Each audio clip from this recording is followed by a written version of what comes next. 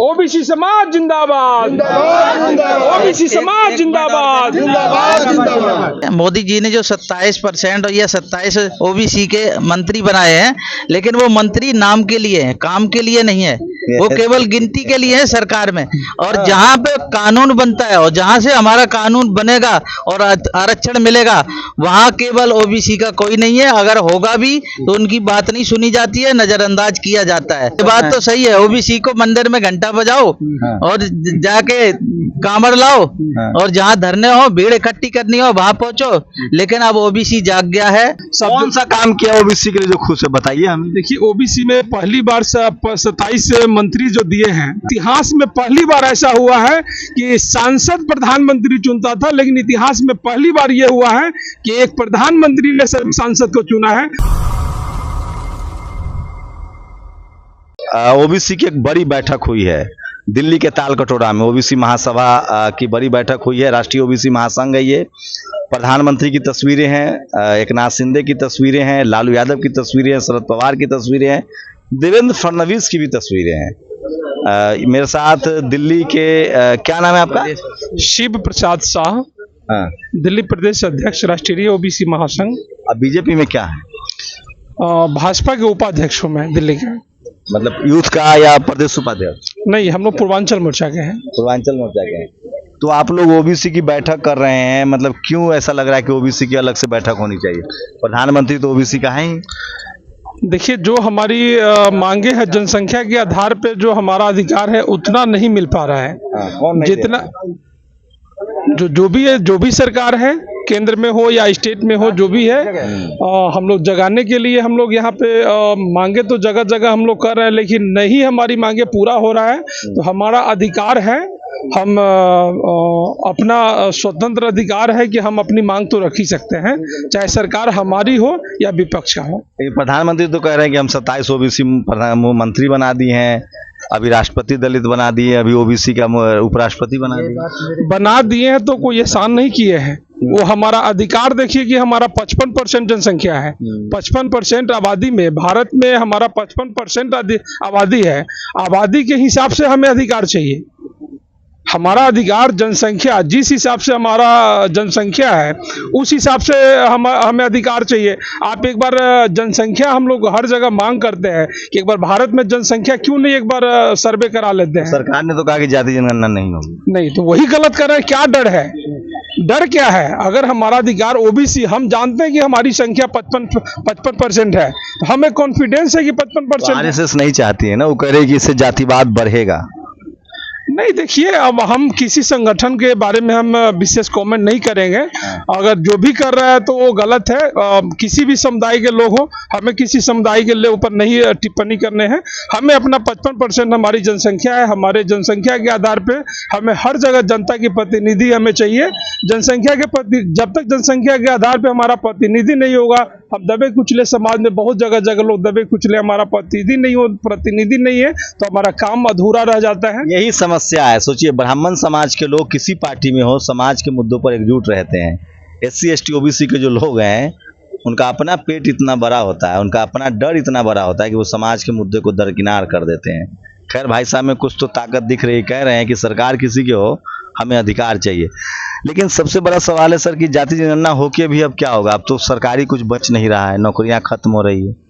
तो आपके बच्चे अपना ठेला रिक्शा चलाएंगे, सब्जी उब्जी बेचेंगे, खेती उती करेंगे।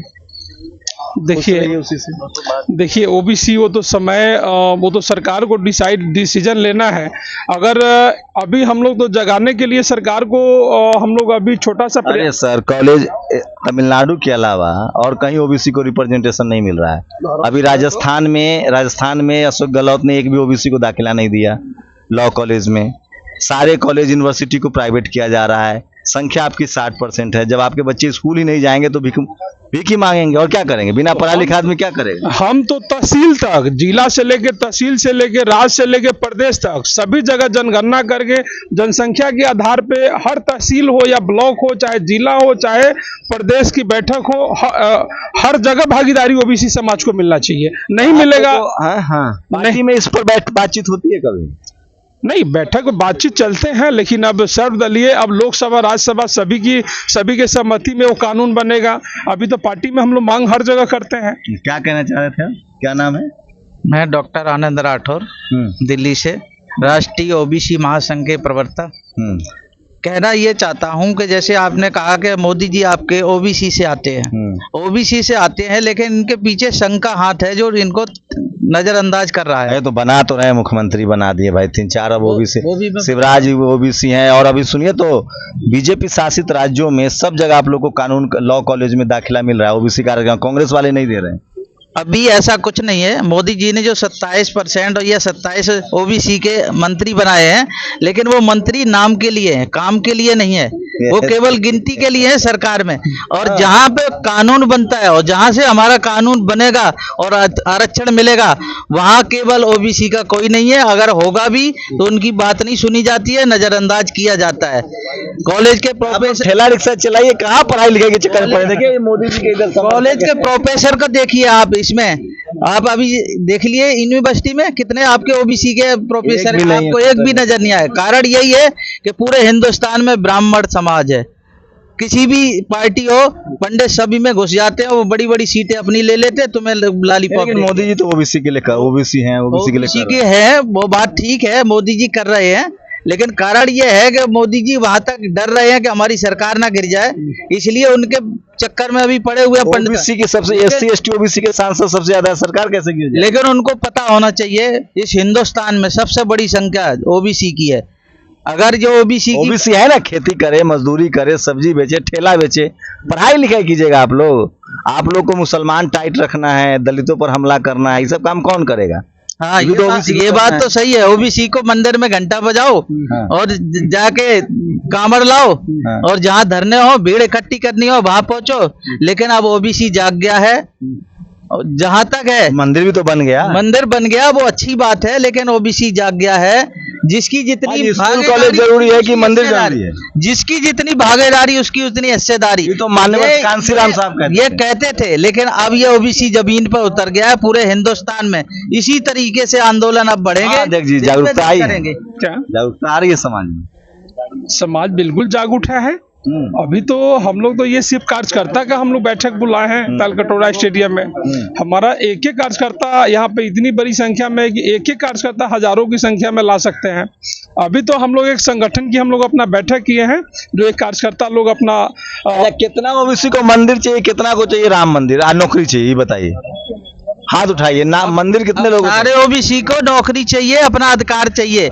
मंदिर तो घंटा बजाने के लिए, वो सुबह के लिए होता है, लेकिन रात को खाने के लिए तो कार्यालय भी चाहिए ना। बैठेंगे तभी तो हम अपना अधिकार जमाएंगे। वो तो हमारा धर्म है। देखिए, किसी धर्म के धर्म की तो राजनीति हो रही है। कहा जा रहा है कि सारी कंपनियां बेच दो, मंदिर बना रहे हैं। विपक्षी लोग कोई भी कुछ भी बोले, अभी देश में जो मोदी जी कार्य कर रहे हैं, हम लोग बहुत खुश है। कौन सा काम किया ओबीसी के लिए जो खुश है, बताइए हमें। देखिए, ओबीसी में पहली बार 27 मंत्री जो दिए हैं, 27 मंत्री पहली बार इतिहास में कोई भी सरकार हो, पहली बार ऐसे मोदी जी ने 27 दिए। लेकिन हम लोग इतिहास में पहली बार ऐसा हुआ है कि सांसद प्रधानमंत्री चुनता था, लेकिन इतिहास में पहली बार यह हुआ है कि एक प्रधानमंत्री ने सांसद को चुना है।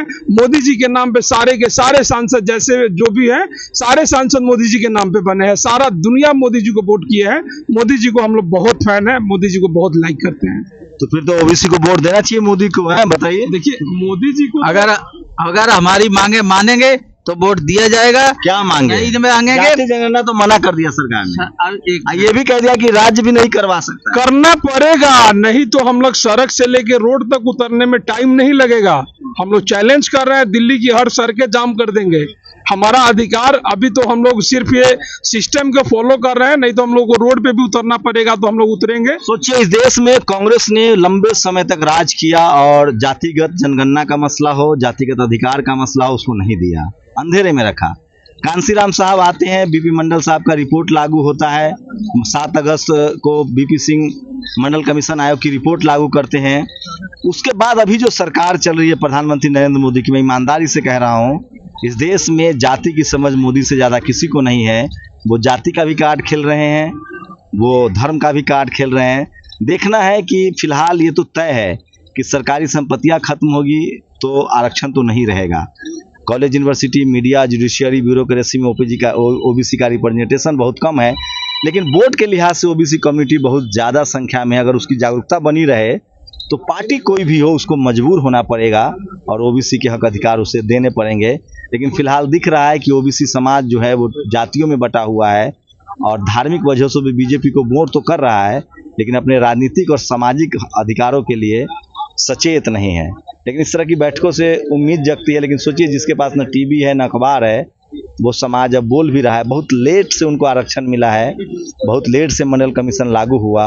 कांग्रेस के लंबे समय से जो अनदेखी की गई है, बीजेपी उसको राजनीतिक रूप से तो भरपाई कर रही है, लेकिन जो धरातल की बात करे तो ओबीसी को नौकरियां नहीं मिल रही है, क्योंकि आरक्षण धीरे धीरे खत्म हो रहा है। आप लोग की क्या प्रतिक्रिया है? अपनी प्रतिक्रिया जरूर दीजिए। क्या ओबीसी समाज के तौर पे जागरूक हो रहा है, एकजुट हो रहा है, या अभी वो सिर्फ मंदिर बनाने में, मुसलमानों को टाइट रखने में और जातिगत हिंसा में शामिल है, जिस तरह के आरोप उन पर लगते रहे हैं? आपकी प्रतिक्रिया बहुत जरूरी है। ओबीसी समाज जिंदाबाद, ओबीसी समाज जिंदाबाद। सोचिए, विडंबना देखिए कि ओबीसी लीडरशिप वाली जो पार्टियां हैं उसको ओबीसी की सूद लेने की भी चिंता नहीं है। आप लोग अपनी प्रतिक्रिया जरूर दीजिए।